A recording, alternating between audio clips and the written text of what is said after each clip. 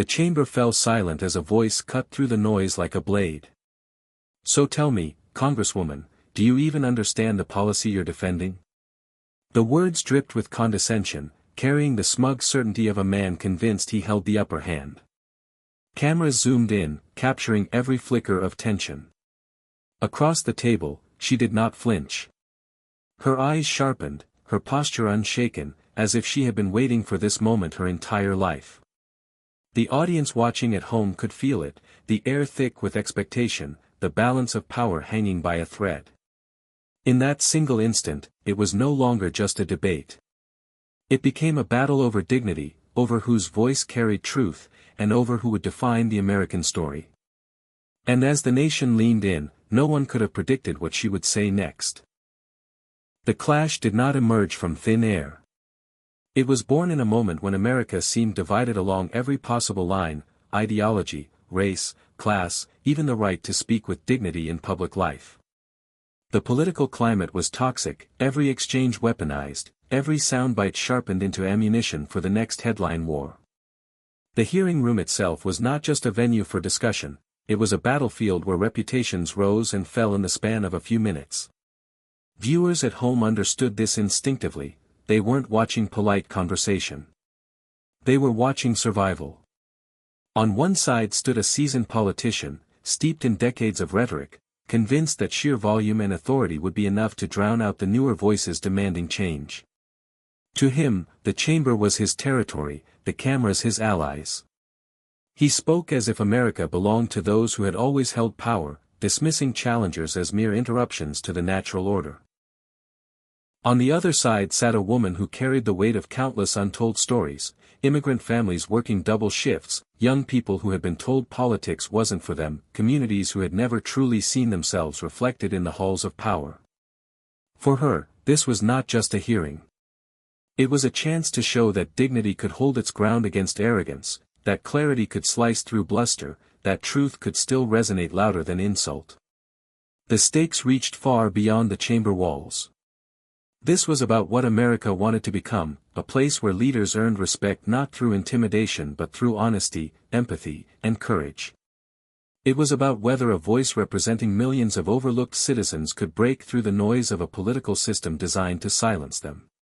Every viewer who leaned closer to the screen that night felt a piece of their own struggle reflected in her calm defiance. And as the confrontation unfolded, tension mounted. Would the old guard tighten its grip, or would a new kind of leadership rise from the fire? No one could look away, because what followed did not simply challenge one politician's arrogance, it stunned the entire nation. Long before that heated exchange, the man at the center of it all had built his career on the illusion of unshakable authority. He was the kind of politician who wore his seniority like armor, striding into hearings with the confidence of someone who believed the rules bent in his favor. His speeches thundered with certainty, yet behind the bluster lay a record littered with contradictions. He spoke of fairness while cutting deals that widened inequality. He preached about protecting the people, while voting time and again to shield corporations from accountability. His arrogance was not subtle. It lived in the way he dismissed younger colleagues with a wave of his hand, as though their voices were unworthy of serious attention. It showed in the smirk he wore when constituents challenged him, as if the concerns of ordinary Americans were beneath the grandeur of his office. He framed himself as a defender of tradition, but that tradition often meant preserving the privileges of a few at the expense of the many.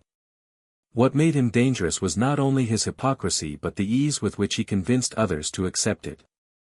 For decades, he mastered the art of soundbites that cloaked self-interest in patriotic language.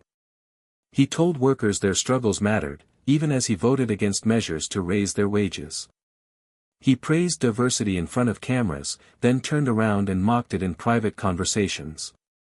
His career thrived on double standards, one image for the public, another reality for those who truly paid attention.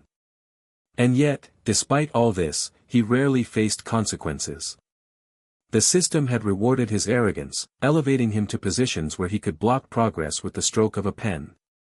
To many, he seemed untouchable, a fixture of Washington too entrenched to be unseated. That was why this clash mattered so much. Here was a man accustomed to silencing opposition with a glare, suddenly confronted by someone who would not yield. For the first time in years, the mask of invincibility showed cracks. And as the cameras captured his thinly veiled disdain, millions watching began to ask themselves a question: if this is the face of leadership, what happens when someone finally stands up and refuses to bow? Before she ever set foot in that chamber, before the cameras turned her words into headlines, she was a daughter of resilience. Born into a working-class family, she grew up in a neighborhood where opportunity was not handed down, it had to be fought for. Her parents carried the scars of sacrifice, one working double shifts in a factory, the other juggling part-time jobs just to keep food on the table. They taught her that dignity did not come from titles or wealth, but from refusing to let hardship steal your humanity. As a child, she watched her community struggle under the weight of policies written by people who had never walked their streets. She saw friends' families lose homes because health care was a luxury they couldn't afford. She sat in classrooms with broken windows and outdated books, realizing early that the system wasn't broken by accident, it was designed to keep voices like hers on the margins. That realization hardened her resolve. If the system would not open its doors, she would fight her way through them. Education became her weapon. Long nights spent studying under dim light, scholarships won through sheer grit, and mentors who recognized her fire helped her rise. She did not climb through privilege, she climbed through persistence. And as she entered public service, she carried with her not just ambition but responsibility, the responsibility of representing the millions who rarely saw themselves reflected in power. Her career was never about personal gain. It was about service. She worked pro bono cases for immigrants threatened with deportation, fought to protect tenants from predatory landlords, and stood alongside activists demanding reform in streets where police sirens never seemed to fade. Every step of her journey was a defiance of the narrative that power belonged only to the well-connected and well-funded. But sacrifice defined her path as much as triumph. Her decision to enter politics came at the cost of privacy, comfort, and, at times, safety. Threats filled her inbox, and opponents smeared her with half-truths designed to break her spirit. Yet she endured, because the cause was larger than her own pain. She carried with her the stories of mothers juggling 2 jobs, students drowning in debt, and immigrants living in constant fear. Quitting would have meant betraying them, and that was something she could never do. What set her apart was not just her resilience but her refusal to abandon compassion. Even in the face of cruelty, she held her ground with grace. She did not believe strength meant shouting the loudest, she believed it meant standing tallest when others tried to tear you down. That philosophy became her signature, a quiet but unyielding reminder that dignity could be the sharpest weapon in politics. And so, when she sat in that chamber opposite the man who embodied decades of arrogance and hypocrisy, she was not intimidated. She was prepared.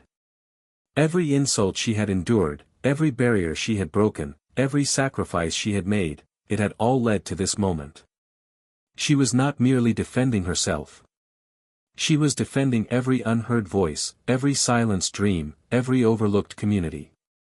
The cameras may have captured only a politician seated at a desk, but those who truly understood saw something more.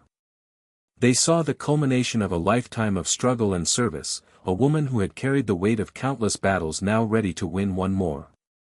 And what she would deliver next would not only change the course of that debate, it would echo far beyond the chamber walls. The exchange began like a storm building on the horizon, distant at first, then suddenly crashing down with fury. The antagonist leaned forward, voice booming across the chamber. He repeated the same accusations, hammering them with increasing force, as if sheer repetition might make them true. His tone dripped with disdain, each word meant not only to challenge but to belittle. He pointed, interrupted, spoke over her, the classic tactics of someone who believed authority was his by default. But she did not flinch. She met his rising volume with steady calm, her replies measured, deliberate, each syllable a reminder that composure is stronger than noise. With every interruption, she waited, then cut through his rhetoric with clarity so sharp it silenced the room for moments at a time. It was a duel of contrasting styles, one fueled by arrogance, the other by discipline. The audience watching at home could feel the tension climbing. Commentators on live feeds typed furiously. Clips of the hearing began circulating in real time, captions reading, "She's not backing down," and "He's losing control." In the chamber itself, staffers shifted uncomfortably as the villain's voice grew hoarse from shouting, his gestures wider, his face flushed with frustration. For a man who had spent decades wielding dominance like a weapon, the sight of his composure slipping was startling. The hero, by contrast, seemed to grow stronger under pressure. Every insult he hurled only underscored her dignity. Every attempt to trap her with a question opened the door for her to highlight contradictions in his record. It was not just her words that landed, it was the way she delivered them, steady and unshaken, making the imbalance in the room visible for all to see. The longer it went on, the more desperate he appeared. He stammered when she calmly cited facts, scoffed when she pointed out hypocrisy, leaned back in his chair as if distance could shield him from the precision of her replies. He had entered the debate assuming dominance. Now, under the weight of her composure, that dominance cracked. And just when it seemed the confrontation could escalate no further, she prepared to deliver a line so precise, so devastating, that the chamber, and the nation, would never forget it. She leaned forward, her voice steady, almost quiet, so quiet that the chamber hushed itself to listen. "You ask if I understand the policy," she began, eyes fixed on him, "but I live with the consequences of these policies every single day. I represent the people who bear the cost of your votes. And unlike you, I don't have the luxury of ignoring them." The words cut clean through the noise. For a moment, he tried to interrupt, but she raised her hand, not in anger, but in command. The silence that followed was more powerful than any shout. "You talk about protecting America," she continued, "yet you've spent your career protecting corporations while families in my district struggle to afford medicine. You speak of tradition, but the only tradition you've upheld is silencing voices like mine. That ends today." Gasps rippled through the chamber. Phones lit up instantly as reporters scrambled to capture the moment. Hashtags appeared within seconds, hashtag that ends today, hashtag mic drop moment, hashtag dignity wins. Viewers at home replayed the clip, stunned by how effortlessly she turned his weapon of arrogance into his downfall. The villain sat frozen, his smirk gone, his face tight with frustration. He shuffled his notes, searching for a retort, but none came. His usual arsenal of bluster and intimidation had been dismantled in seconds by a calm, devastating truth. The cameras captured his silence, and in that silence, the balance of power shifted. What struck the nation was not just her words, but the grace with which she delivered them. She did not gloat. She did not sneer. She simply stated the truth with a clarity that could not be denied. It was the kind of moment that transcended politics and became symbolic, a reminder that dignity, when wielded with courage, can dismantle arrogance without raising its voice. Commentators would later call it the moment the debate was decided. Social feeds filled with clips, memes, and cheers. Ordinary people shared their own stories beneath her words, saying, "She spoke for me." The chamber had witnessed a collapse, not of a person alone, but of an entire style of politics built on intimidation. And though the room still buzzed with disbelief, the real shockwaves were only beginning. Within minutes, the moment went viral. Social media exploded with clips of her calm yet crushing rebuttal, captions highlighting every precise phrase. Hashtags trended nationwide, hashtag dignity over arrogance, hashtag that ends today, hashtag her voice matters. Memes flooded feeds, some humorous, some poignant, all echoing the same sentiment: she had not just spoken, she had represented. Commentators on cable news struggled to keep up, replaying the clip again and again. Pundits who had once dismissed her now acknowledged her mastery of the debate. Influencers and journalists shared breakdowns of her logic, dissecting every line, every pause, every calculated glance. The hero had shifted from challenger to symbol, a face for millions who felt unseen and unheard. The ripple effect spread beyond politics. Community groups, immigrant organizations, and grassroots activists posted their own stories alongside her message. Ordinary citizens felt validated, empowered, and emboldened. Screenshots of her lines circulated in classrooms, offices, and living rooms, sparking conversation about justice, representation, and integrity in leadership. Even the villain could not escape the fallout. His silence in the chamber became the defining image of the exchange, replayed over and over as proof that arrogance, when faced with truth, falters. His allies scrambled for explanations, while critics capitalized on the moment to highlight a lifetime of contradictions. By the end of the day, it was clear, this was no ordinary debate clip. It had become a cultural moment, a shared reference point for dignity prevailing over hubris. And as the nation digested what had happened, one thought hung in the air, unspoken but unanimous: what came next would shape the conversation for weeks, months, perhaps years. In the quiet after the storm, one truth became impossible to ignore: courage and dignity cannot be silenced. What had begun as a single confrontation had transcended politics, speaking to something far deeper, a universal principle that power does not belong to those who wield it with arrogance, but to those who wield it with integrity. The hero's calm, unwavering stance reminded the nation that justice is not measured by volume or seniority, but by empathy, honesty, and moral clarity. She had faced a man accustomed to dominance and emerged not through aggression, but through clarity of purpose. It was a lesson writ large: standing for what is right matters more than bending to tradition, more than succumbing to fear, more than seeking approval from the powerful. Across the country, viewers recognized themselves in her courage. Those who had felt marginalized, dismissed, or silenced saw in her reflection a new possibility. That their voices, too, could demand respect, could cut through arrogance, and could affect real change. And in that reflection, the message was clear: dignity always carries weight, truth always lands, and perseverance always outlasts hubris. The chamber, the debate, the headlines, they were just a stage for a larger moral triumph.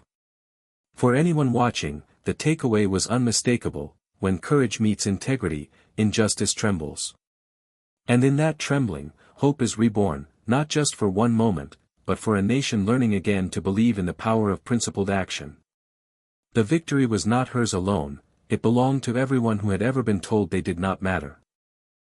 What began as a tense confrontation ended as a powerful testament to courage, clarity, and integrity.